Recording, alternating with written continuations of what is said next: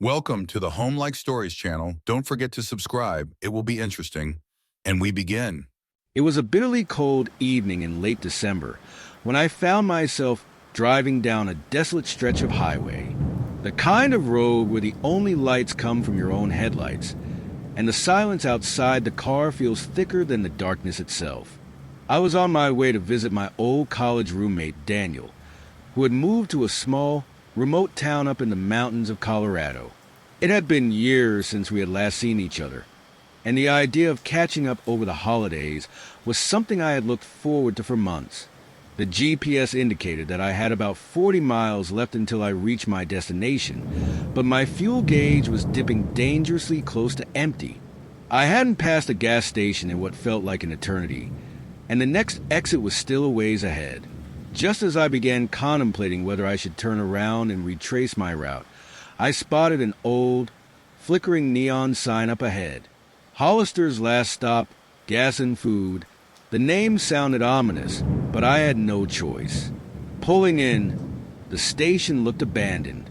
The small convenience store attached to the pumps was dimly lit, its windows covered in a film of dust. I hesitated before stepping out of the car, glancing around the empty lot. The place was eerily quiet, save for the distant howl of the wind. Just as I reached for the gas pump, an old man emerged from the store. He was hunched over, wrapped in a tattered coat, his face half hidden by a thick, unkempt beard. "Filling up?" he croaked, his voice dry and raspy. I nodded. "Yeah, just enough to get me to my friend's place." He grunted and shuffled closer, his pale blue eyes scrutinizing me. "You shouldn't be out here this late." I let out a nervous chuckle. "Yeah, well, long drive. Gotta keep going." He didn't smile. Instead, he glanced over his shoulder, as if checking to make sure no one else was around. Strange things happen on this road after dark. I was about to ask him what he meant when my car's radio suddenly crackled to life, blaring static. The old man's eyes widened. "You best be careful, son. Some folks drive this road and never make it to where they're going." I quickly finished fueling up, tossing a few bills at him before climbing back into my car. As I pulled out of the lot, I couldn't shake the feeling of unease that settled over me. The road ahead seemed to stretch endlessly into the night. The darkness felt thicker now, pressing in on me from all sides. My headlights barely cut through it, illuminating only a short stretch of asphalt before fading into the abyss. That was when I saw the first figure. A lone man stood on the shoulder, dressed in what looked like a torn suit. His posture was stiff, unmoving. As I sped past, I caught a glimpse of his face in my rearview mirror. It was twisted into an unnatural grin, his eyes hollow and dark. I pressed down on the accelerator, my pulse pounding. A mile down the road, I saw another figure, then another, each one standing just at the edge of the highway, watching, waiting. I tried to rationalize it. Maybe it was just my mind playing tricks on me. The exhaustion of a long drive combined with the eerie setting. But deep down, I knew better. Something wasn't right. My phone buzzed in the passenger seat. I reached for it, glancing quickly at the screen. It was a message from Daniel. "You close?" I started to type back when my headlights caught something up ahead. A wrecked car, its front end smashed against a tree just off the road. Steam rose from the hood, and the driver's side door hung open. My stomach dropped. I pulled over, hesitating for only a second before stepping out. The air was sharp and cold, the silence deafening. As I approached the wreck, I saw a figure slumped over the steering wheel. "Hey, are you okay?" I called out, but there was no response.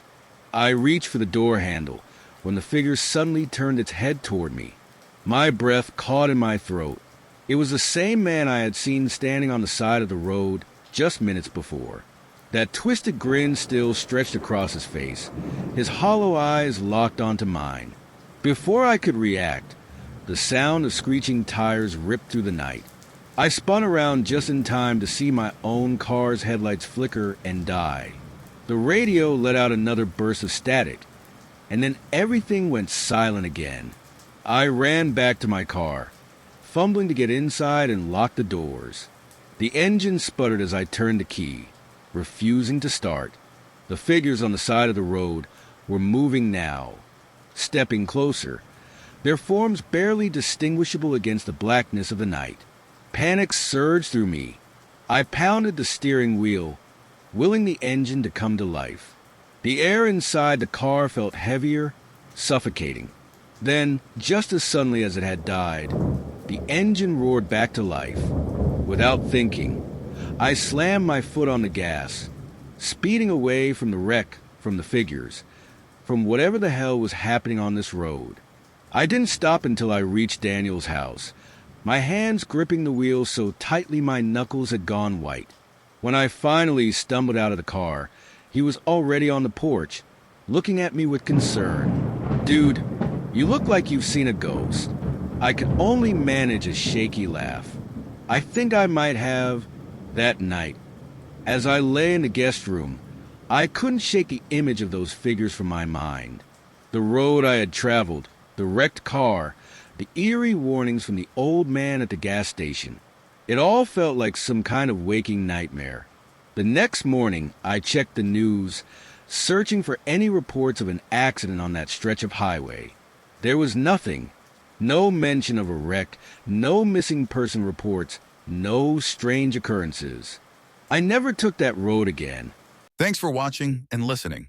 Don't forget to subscribe.